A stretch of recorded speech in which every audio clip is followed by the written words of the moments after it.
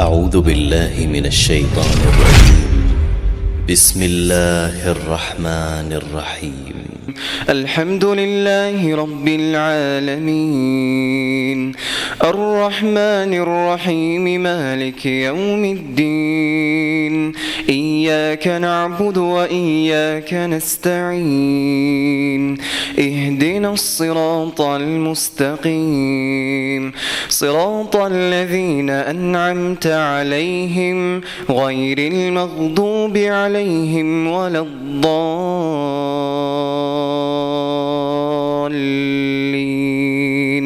آمين.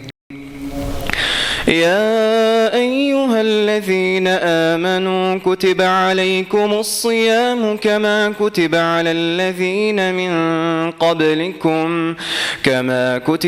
الذين من قبلكم لعلكم تتقون أياما معدودات فمن كان منكم مريضا أو على سفر فعدة من أيام أخر وعلى الذين يطيقونه فدية طعام مسكين فمن تطوع خيرا فهو خير له وأن تصوموا خير لكم إن كنتم تعلمون.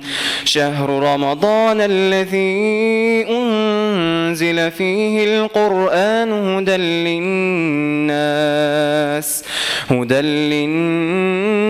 وبينات من الهدى والفرقان فمن شهد منكم الشهر فليصمه ومن كان مريضا أو على سفر فعدة من أيام أخر يريد الله بكم اليسر ولا يريد بكم العسر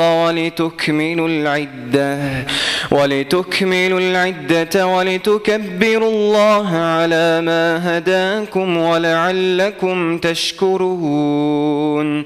وإذا سألك عبادي عني فإني قريب أجيب دعوة الداع إذا دعان فليستجيبوا لي وليؤمنوا بي لعلهم يرشدون.